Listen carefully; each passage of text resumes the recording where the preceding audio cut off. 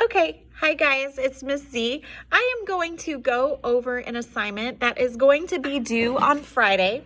Okay, we will begin working on it on Tuesday. You will receive the materials in your box home today and on Monday. So on October 6th, you're going to start this and then it is going to be due on Friday. So what we are going to do, you are going to work together with your student to create a weekly menu and a shopping list, okay? We have done this as a class last week, and each of the students participated in this, and I led them individually through everything that I'm gonna require you to do of your student at home, okay? So we've already done this in class. I know it's possible, and I'm gonna show you the different variations depending on their disabilities, but so this will be uploaded into Google Classroom. I'm giving you the template at home, and then check each day for which part is due. But on Tuesday, what you are going to do with your student, you are going to make a supper meal plan. All you have to worry about is supper time, and we're only going to do it Monday through Friday, okay? Don't worry about the weekend. They're going to create a supper that they would feel like would be appropriate for your family. The meal needs to include some kind of meat or main dish, if you're vegetarian, a fruit, and a vegetable, okay? So these 3 items. Now, this is going to go along with all the other teaching we're doing this week, so it's really important that we have the meat, the fruit, and the vegetable, okay? Now, on one of those days, you may pick an out-to-eat night, okay? And your student gets to decide where they would like to go to eat. What you have to determine with them, is this restaurant open? Is the dining room open? And again, this is what we've been working on with our environmental print. So that leads to a really great discussion about, is it just the drive-through? Can we go in and sit down and eat? Okay. And so that can be one of your meals. So really, you only have to plan for 4 meals. Okay. Day 2.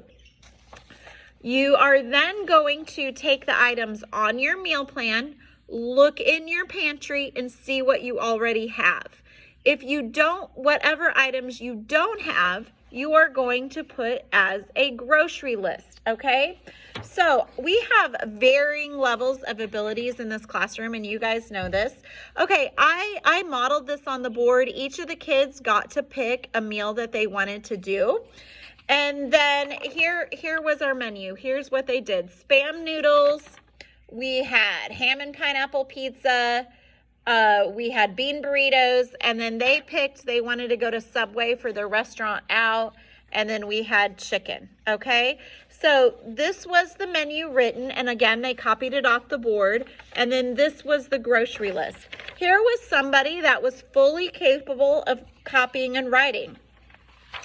Here was a menu that they were not able to write, but they fully participated. They verbally said this, and then the aide wrote it down. They verbally and actually physically looked in our cabinets and our refrigerator at school to see which one of these things we had, and then they told what our shopping list needed to be.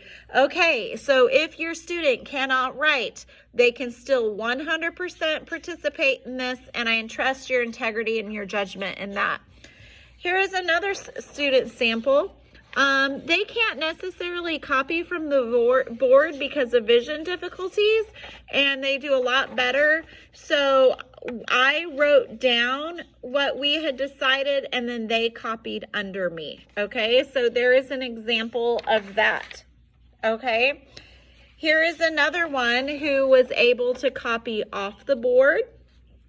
Okay, this student is able to write, but he is still having a difficult time with his letters. So we wrote it in highlighter and he traced it, okay? So you can kind of see that I have every disability in this room, but they were all able to participate in the menu planning, okay, and get it done. So no matter what your student's disability is at home, you pick which way works best for them to write the menu, but they 100% need to participate in it. Okay, so here we go. So day 1 is writing the menu down. Day 2 is creating the shopping list, okay? Day 3 All right, now this is where that I'm trusting your judgment, and I am going to have you document this. So on day 3, what we did, we picked a meal that out of the list. So we picked bean burritos. Then we looked up on YouTube and we looked for a video on how to make bean burritos, okay? And you only have to do that with one meal, okay? And so we watched the cooking video from start to finish. It was, oh, the students loved it. They were super engaged. But then I was trying to show them, hey, if you need help learning how to cook something, you could always watch YouTube and follow the YouTube video along while you cook. That is the assignment for day 3. Day 4, what I did, okay, is then we created a grocery list on a Walmart online shopping cart. Even if you do not have a Walmart shopping cart, maybe you do, maybe you don't, you can still get in to the grocery part of Walmart, and you can add the things, and then you don't ever have to complete it. You don't have to enter a credit card or your name or anything. So on the 4th day, that is what we did as a class. Each person had a turn. They came back to my computer. They practiced typing in the grocery items. I showed them how to add them to the cart for the Walmart thing. I explained to them. So this was a very detailed project. It was an extreme, it was really great with learning.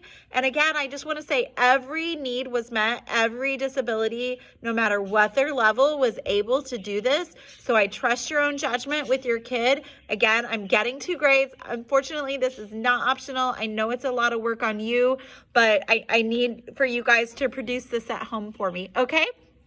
Anyway, I hope you have fun with it. I really do. Okay, and I hope you find something good to cook. I did. I made the burritos this past weekend from that video, and they were pretty good. So anyway, have a great week, and I will talk to you later. Bye-bye.